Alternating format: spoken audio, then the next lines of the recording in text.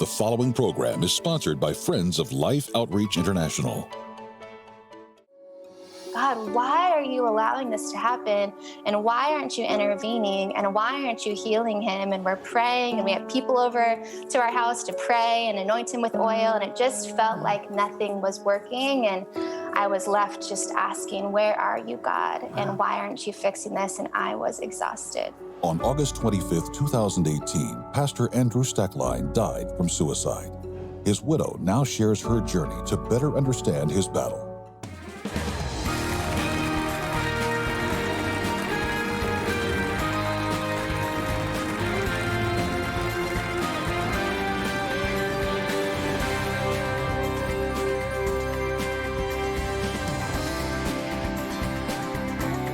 Welcome to Life Today. I'm Randy Robinson. Sheila Walsh is with me. You know, 2020 has been a very difficult year for a lot of people, and not just with the COVID, but with some of the ramifications of the lockdowns and the job loss and the uncertainty. So I think today's program is actually going to be very important, possibly even critical for many of you and those you love. Sheila, this is a tough subject, but we have a wonderful guest who is really going to help us walk through some of these things.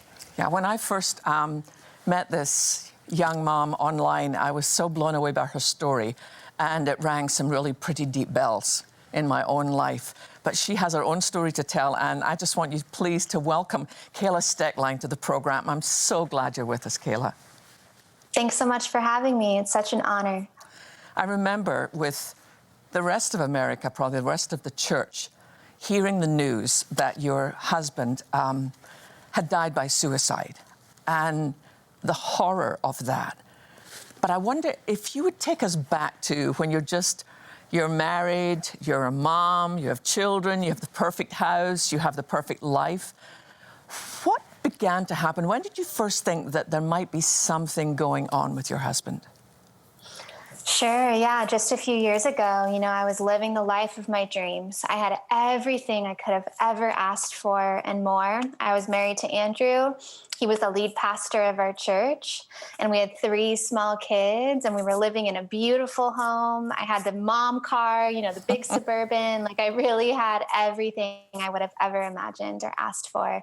And it was a good life. I loved being a pastor's wife. I loved doing ministry with him. It felt like such a huge calling, and I felt so honored that God had called me to be his wife and to do this job with him. And, I found my niches in ministry. I was serving on the women's events team and in the moms group. And then I was also just serving him and doing whatever I could to help him prepare for Sundays and get ready for the weekend and get his head on straight. And I just loved it. It was a really great life. And the church was wonderful. Our church had walked through a very difficult 4-year journey. His father was the lead pastor of the church. He started the church when my husband was 3.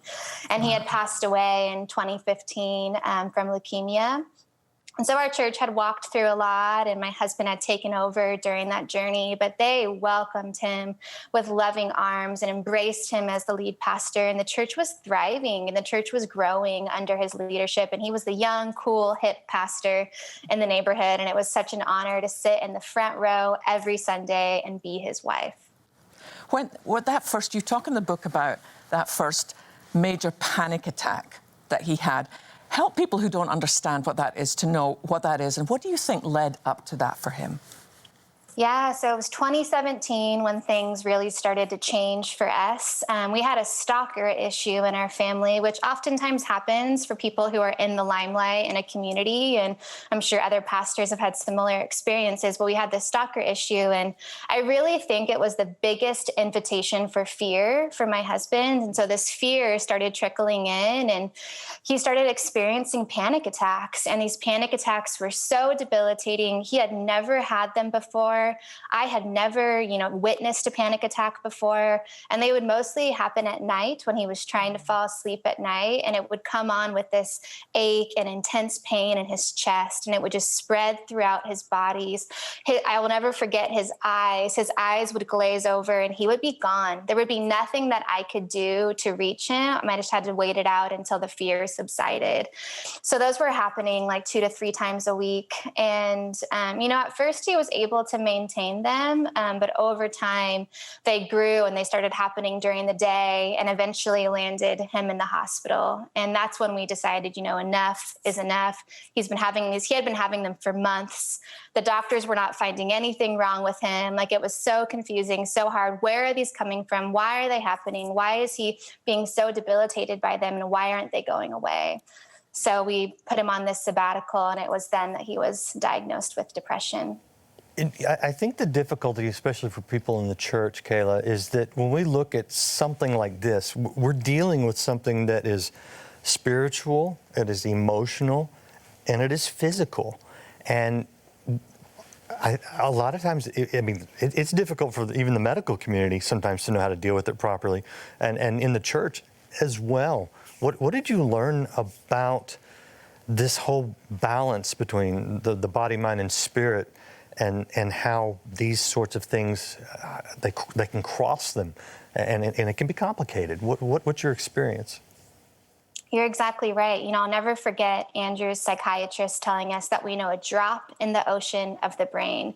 The brain is a mystery. The mind is a mystery. Like, there's so much we do not know about the human mind. It's so complex. And I think that's what's so confusing about mental illness and trying to treat and approach mental illness. And there's so many different ways to do that. And so sometimes medication works and it's healing, and they're able to be healed that way. Sometimes there's supernatural prayer and that works, and they're healed and they never suffer from depression again or suicidal thoughts again. Sometimes just changing your diet and exercising and getting more rest can help. And so there's no one size fits all approach. I think that's been the biggest takeaway for me, and maybe a misconception that I held before, is that there's no one size fits all approach when it comes to mental illness.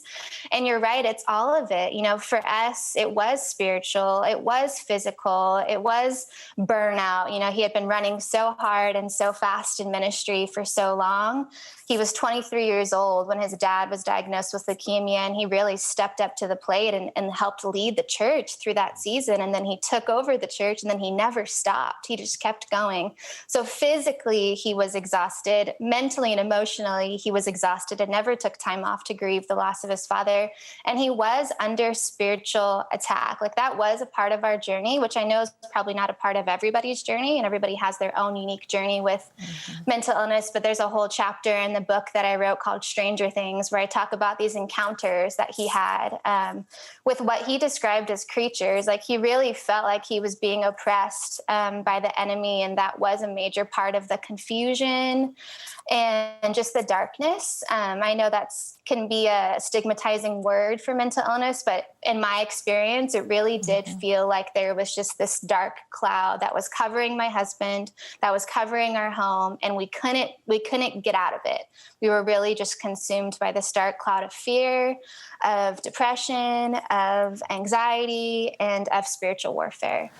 I found myself, when I was reading your book, wondering about what was happening with you during that time, because you're a mom, you've got 3 little ones, you've got a husband who now has a diagnosis of depression, who's on medication, and is kind of retreating into his own world.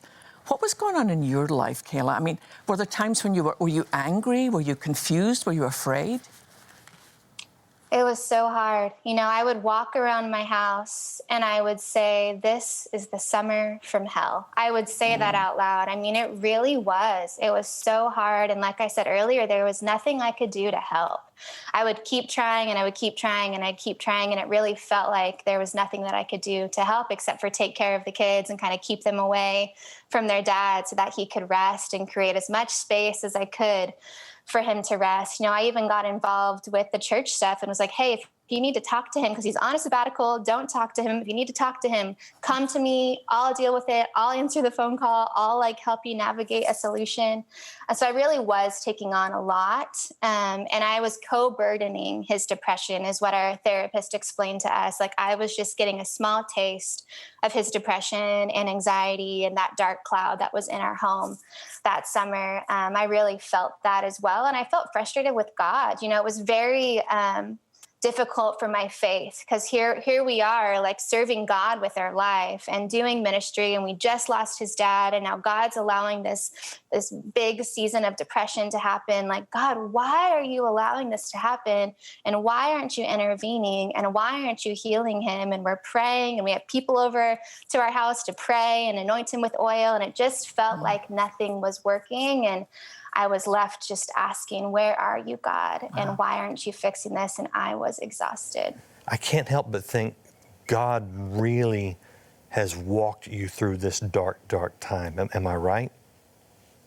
You're right. And that was a frustrating part of it, because Andrew died, and then it felt like God was everywhere, in everything, all of the time. I went from this like wilderness season with a mental illness where I'm like, where are you, God?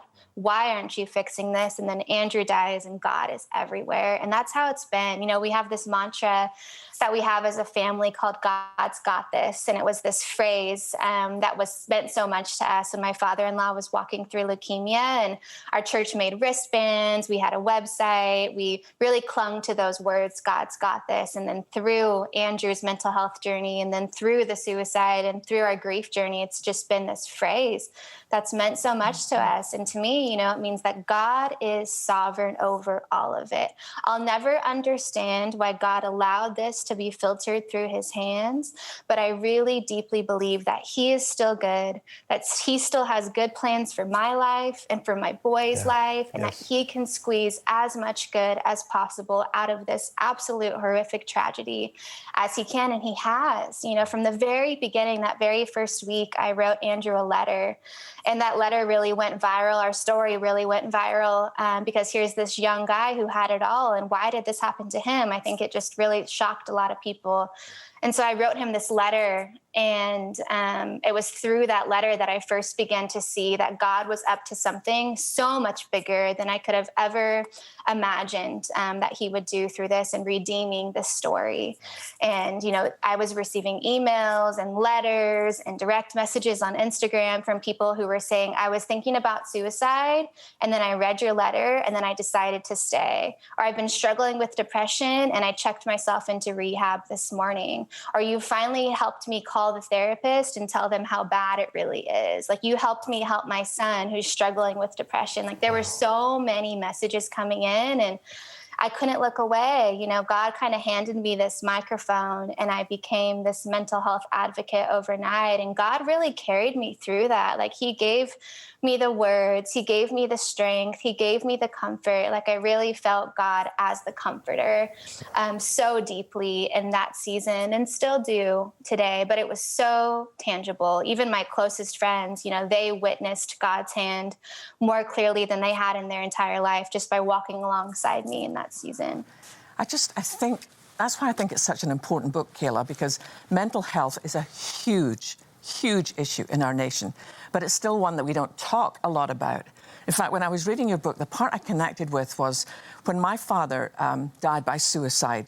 My mom was left, she was about the same age as you, she was left with 3 children, 7, 5, and 2. And the thing was, back then, we never talked about it. And what children imagine in their minds is so much worse than the truth. How are you helping your children to navigate this reality? I've been really honest with them since the very beginning. I waited a week to tell them. They stayed with my dad, and I wanted to talk to child life specialists and make sure that I approached the conversation the right way from the beginning. I never want to hide anything from them. I never want to lie to them. And so it was important for me to kind of start that conversation. And so I did. And so that very first time I sat them down and told them that Andrew had died, I told them that Daddy did something that caused him to die. That's the way that I've explained suicide to at the time, they were 5, 4, and 2. So for a 5, 4, and 2-year-old to understand, but then it asks, it leads to more questions. Well, what did he do? There's more questions that I'm not able to answer until they're older. And so that's why I wrote the book. It was for them. It really, truly is for them.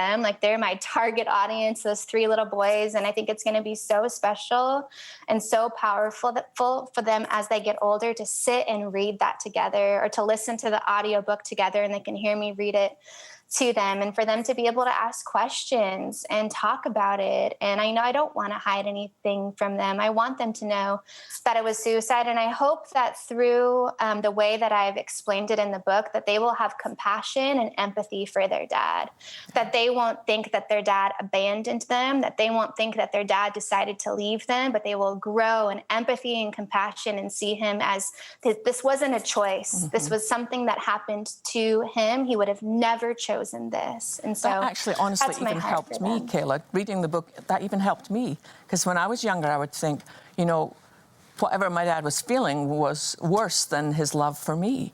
And I think that, what are some of the common misconceptions about suicide that you clear up in your book? Yeah, I think the biggest is that suicide is selfish. And I'll never forget the one time that Andrew told me that he was suicidal. And my instant reaction to that is like, that is so selfish. You would never do that. You could never do that to me and the kids. And it is this, we think it's this selfish thing, when really it's a pain problem. The person who's struggling with suicidal ideation is overwhelmed with all-consuming pain. I'll never forget reading a blog that Ann Voskamp had wrote, and she had described it as being trapped in a burning building, and the only way to escape the flames is to jump out the window. And so that really helped me have compassion for Andrew and to know that it isn't a selfish thing. And, for me, I almost see the suicide as a tragic accident. I describe it, he was surrounded by support. He was surrounded by a team of doctors. He was surrounded by people who loved him so much, who would have done anything to save him. And so we almost describe it as like a child drowning in a swimming pool at a birthday party. Like, that's how it feels. Like anyone would have jumped in the pool and saved them. Like any one of us would have jumped in and saved him.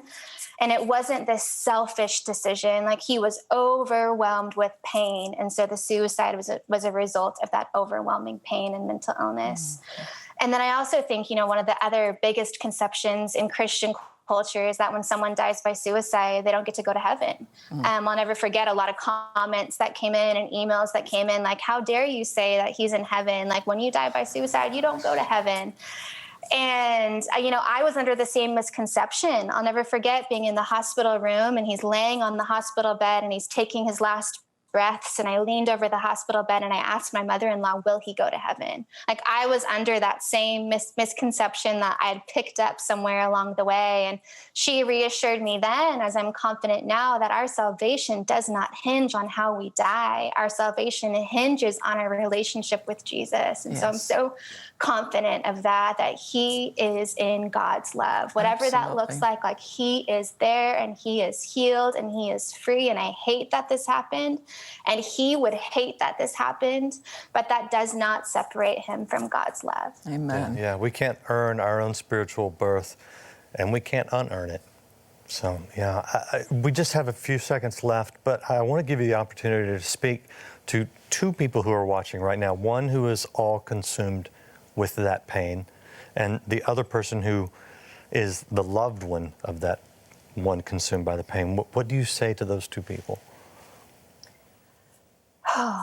If you're sitting in a place of pain and you're struggling with depression and you're struggling with suicidal ideation, I just want to say, I am so deeply sorry for your pain. I am so deeply sorry that it feels so overwhelming and all-consuming and all-ending. And I want you to know that you are worthy of help, that you are worthy of love, that you are loved, that people do care about you, that help is available. And please keep reaching out. If you feel like no one understands your pain, please keep reaching out. Please keep calling. Please keep calling a therapist or calling a friend or calling the suicide hotline. Like, there are people who are surrounding you that love you and want to walk beside you, but you have to let them in. You were never meant to carry that pain alone, and that living with the pain is possible.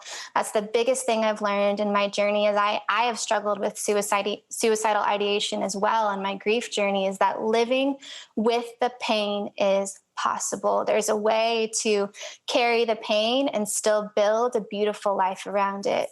And for the person who's walking alongside somebody who's struggling, I would say keep reaching out for help too. Like, you can't keep pouring out and you can't keep taking care of this person that you love without taking time for yourself.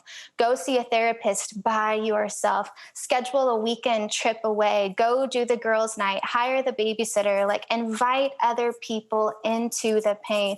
Tell other people how it really is. Be transparent. Be authentic. Let people in. There are people that want to care for you and that want to walk alongside you too, and you are not alone. Fantastic wisdom, Kayla. Thank you so much. And what I'd like to ask our viewers to do right now is we're going to tell you more about how to get hold of Kayla's book. But there's some people right now who are suffering and who are hurting and who can't even imagine living one more day. And it's not because of struggling with thoughts like that. It's because they simply don't have enough food to give their child. That's a desperation that you and I can address. Would you watch this? For 30 years, viewers of Life Today have been helping save millions of lives from malnutrition and starvation. Though you may never meet them in this life, people like Jose, Jacob, and Matthew are grateful that you chose to make mission feeding possible through your giving. But while there is cause for celebration, there are children we've still been unable to reach. Their tragedies caution us against growing complacent. Angelica was only 5 years old when they buried her here. They put a marker in the sand with her name and the dates. And if you look at the inscription here, you can see that it won't last that long. It will fade. Malnutrition is robbing children of their future. These children must not be forgotten. I can promise you, God knows them by name. Will you think about those that we can still save? There are so many that are right on that edge of life and death, and we make the difference. Let's not forget them. I'm asking you to do something right now. Support the mission feeding outreach, because that's how we stop this cycle of death. Because you really can make a difference. You can give these children hope and a future instead of an unmarked grave.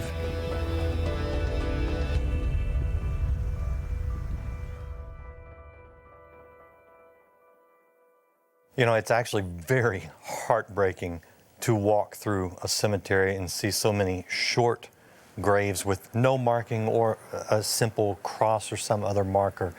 And Angelica's, it looked like it was just written in pencil, and with the sun, it wouldn't take long before you didn't know who that was. But God knows their names. He knows every name of every child. And when you look at the faces of these children over there, I hope you'll connect for just a second as individuals with each one of them, because they are each a person created in the image of God, precious in His sight.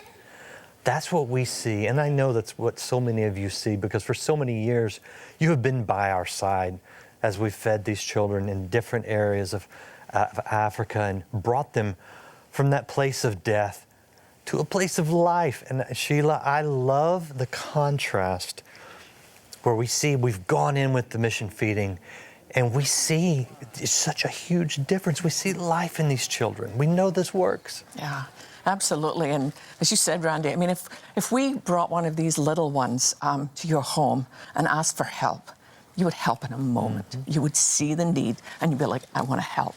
And that's the amazing gift that we have through Mission Feeding with Life. We can bring you these children and say, look, these children need your help now. This year has been such an incredibly difficult year for so many of us in so many different ways.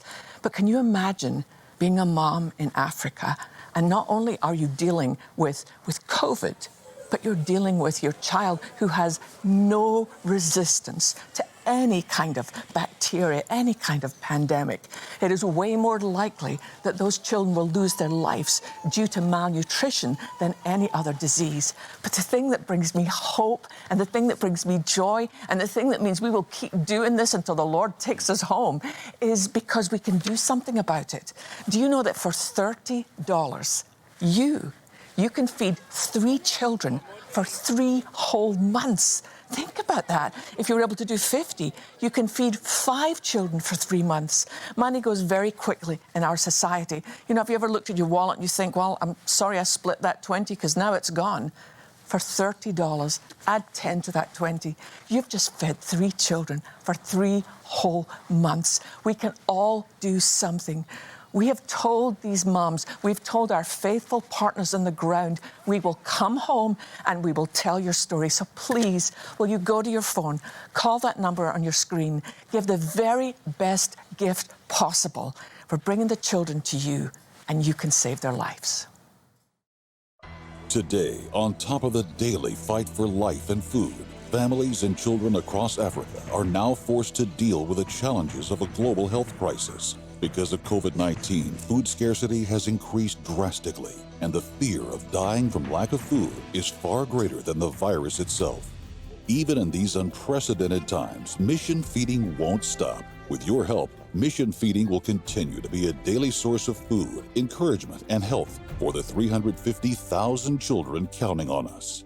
Call now with your life-saving gift of $30, $50, or $100 that will help feed and care for 3, 5, or 10 children for 3 full months. With your gift, we'll send you 40 Days of Healing Promises. This beautiful hardcover devotional will encourage you in your faith as you dive deep into the healing promises that are yours in Jesus' name. With your gift of $100 or more, please request a Blessings for Your Home Bowls and Tea Towel set. This set of bowls and 2 beautifully designed tea towels will make a wonderful addition to your home and serve as a reminder of your help in blessing others as a friend of life. Finally, with your gift of $1,000 or more to help feed and care for 100 children, be sure to request our commemorative bronze sculpture, A Mother's Strength. Please call, write, or make your gift online today.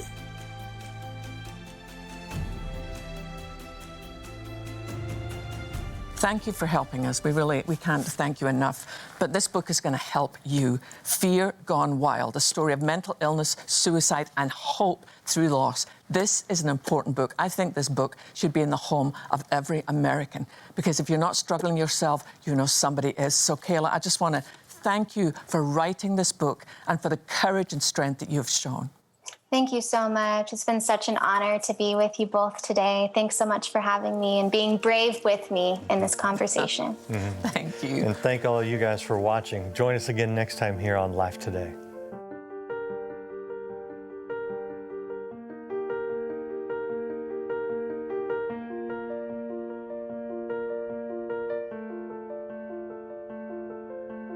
Oh, you can hear me cry, see my dreams all die from where you're standing on your own. It's so quiet here, and I feel so cold. This house no longer feels like home. Ooh. Tomorrow, best-selling author Crystal Evans Hurst opens up about her prayer journey after her mom died. God, I would love to know why. Life Today is made possible by the supporters of Life Outreach International. Your gift will be used exclusively for the exempt purposes of life. The ministry features specific outreaches as examples of the programs it supports and conducts. Gifts are considered to be without restriction as to use unless explicitly stipulated by the donor. The ministry is a member of the ECFA.